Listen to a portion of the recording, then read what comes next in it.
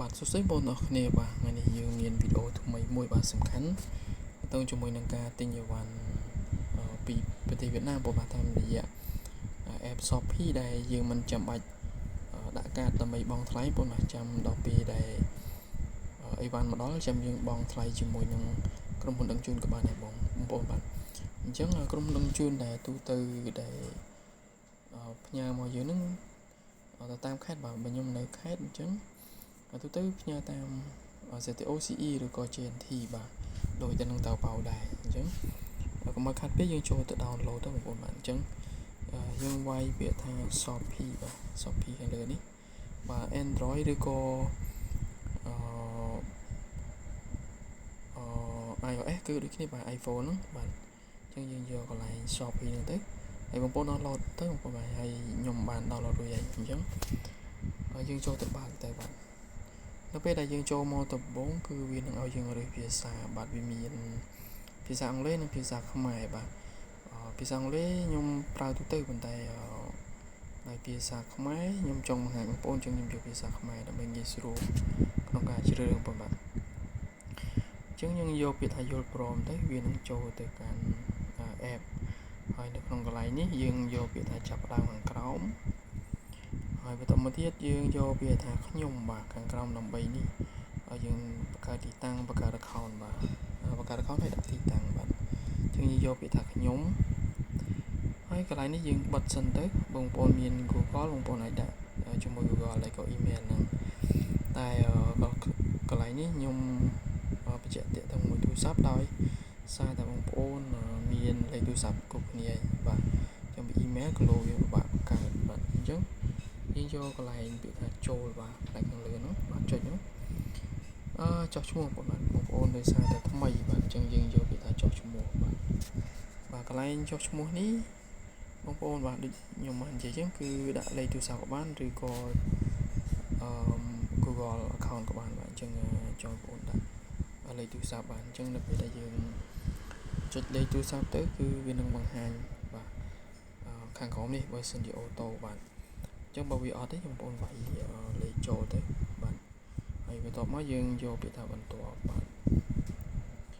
នៅពេលដែលបន្ទាប់វានឹងបង្ហាញនៅផ្ទាំងបាទគេហៅទៀងទាត់បាទបញ្ជាក់ថាយើងជាមនុស្សឬក៏ជា bot បាទអញ្ចឹងយើងបើយើងជាមនុស្សយើងប្រកាសជាដាក់ត្រូវបងប្អូនបាទយើងនៅពេលដែលដាក់ត្រូវហើយវានឹងផ្ញើទៅតជាមួយនឹងលេខកូដបាទដើម្បីផ្ទៀងទាត់ទៅលេខទូរស័ព្ទរបស់យើងនឹងបាទនៅពេលដែលវាផ្ញើវានឹងអូតូបញ្ចូលខ្លួនឯងបងប្អូនចឹងបងប្អូនបាច់ខ្វល់ទៅដាក់ទេបាទតែបើសិនជាវាដាក់អូតូបងប្អូនអាចទៅយកលេខកូដក្នុងសារបាទយកមកដាក់មកគឺអាចចូលមកដល់ហើយនេះចឹងកន្លែងនេះយើងរើសយកពាក្យសម្ងាត់ខ្លួនឯងបាទកន្លែងខ្ញុំសុំបាំងវិញបងប្អូនបាទនៅពេលដែលយើងដាក់លេខកូដហើយគឺយើងយកពាក្យថាចុះឈ្មោះបងប្អូនបាទអញ្ចឹងដោយសារតែលេខសម្ងាត់នេះគេឲ្យខ្ញុំមានអក្សរធំមួយបាទអញ្ចឹងខ្ញុំទៅដាក់អក្សរធំទៀតបាទបើសិនជាអត់ត្រូវបងប្អូនត្រូវព្យាយាមម្ដងទៀតបាទអញ្ចឹងនៅក្នុងកន្លែងនេះបងប្អូនត្រូវដាក់ឲ្យមានអក្សរធំអក្សរតូចមានលេខដែរបងប្អូនបាទដើម្បីឲ្យវាទទួលស្គាល់បាទអញ្ចឹងបងប្អូនយកចុះឈ្មោះហ្នឹងទៅ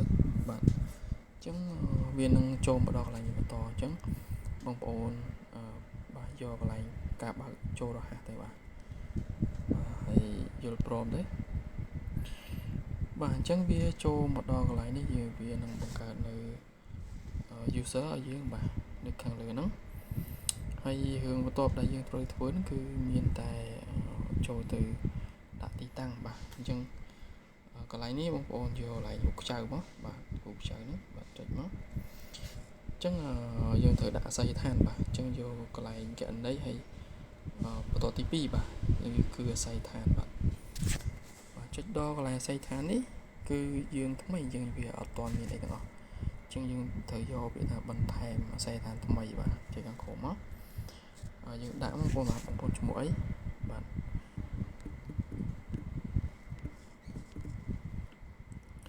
បាទអញ្ចឹងយើងដាក់ទៅបាទអញ្ចឹងលេខទូរស័ព្ទដែលយើងបានប្រើវិញហ្នឹងបាទហើយយើងរើសមកបាទអញ្ចឹ ចឹងខ្ញុំនៅកំពង់ចាមបាទចឹងនៅកងមាសកំពង់ចាមកងមាសកងតំណឹងបាទប៉ុណ្ណឹងមកបាទហើយកន្លែងផ្លូវនេះផ្សារកងបាទផ្សារកងតំណឹងបាទបងប្អូនដាក់នៅផ្សារកងតំណឹងអញ្ចឹងមកបាទអញ្ចឹងបើ GNT ឬក៏វិរៈបន្ថែមវិរៈថាអត់ទេបងប្អូនណាហើយក៏ ZTO នៅក្បែរនេះគេនឹងខលឲ្យយើងបាទហើយលេខកូដប្រៃសណីបាទអញ្ចឹងបងប្អូនទៅយកនៅក្នុង Google បាទអញ្ចឹងបងប្អូនទៅបើអត់ដឹងទេខ្ញុំប្រាប់បងប្អូនអញ្ចឹងយកចូលក្នុងជ្រោមកូដបាទយើងជួយជាមកបាទកំពង់ចាម postal code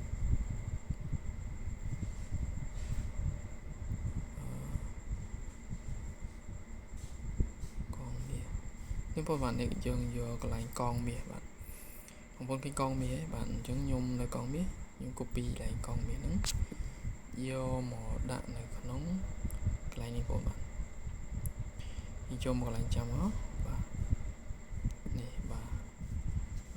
0.30% បាទអញ្ចឹងប៉ុណ្ណឹងបងប្អូនបាទយើងបំពេញប៉ុណ្ណឹងបាទអញ្ចឹងប៉ុណ្ណឹងគឺរួចរាល់បងប្អូនបាទអញ្ចឹងបងប្អូនអាចទៅទិញបាទអីវ៉ាន់បាទនៅក្នុង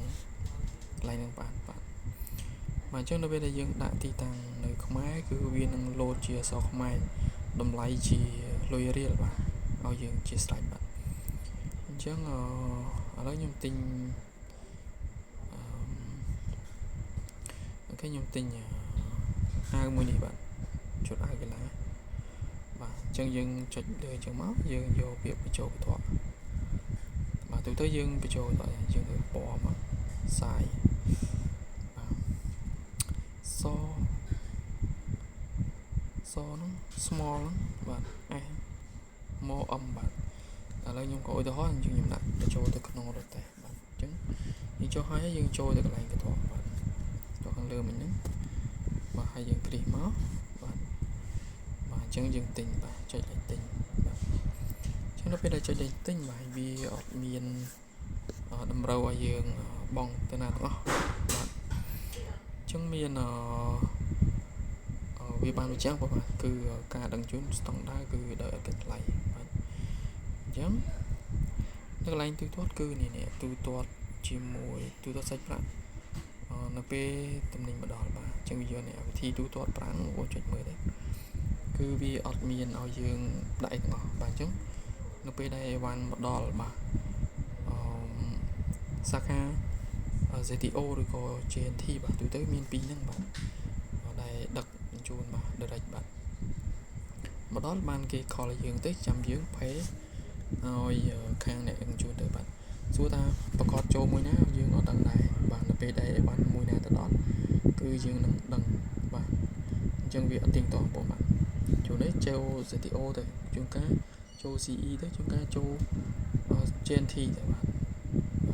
វាមិនថាមិនតមានទេបើមានក៏ល្អដែរបងបាទអញ្ចឹងវីដេអូនេះគឺមានតែប៉ុណ្្នេះបងបាទសង្ឃឹមបងប្អូនយល់បាទពីការទិញបាទពីវៀតណាមបាទតម្លៃប្រហែលជាវាមិនលើសលុះអីពីចិនទេបងបាទគាត់ថាវាបានលឿនបាទមួយអាទិត្យឯងមកដល់ហើយតែបើយើងទិញពីចិនដែលបានខ្លះគឺពីចិនយកមកលក់នៅវៀតណាមដែរបាទ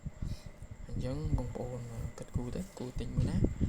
បើយើងទិញពីចិនធូរថ្លៃតែវាប្រហែលពេលអាចកន្លះខែបាទតែបើយើងទិញពីវៀតណាមរយៈពេលតែមួយអាទិត្យទេតែបើអីវ៉ាន់នឹងអត់ក៏វាកំងពីចិនទឹកពីចិនមកវាខ្ចប់ពីយើងដឹកពីវៀតណាមវិញដែរបាទអញ្ចឹងស៊ីសងលោកបងប្អូន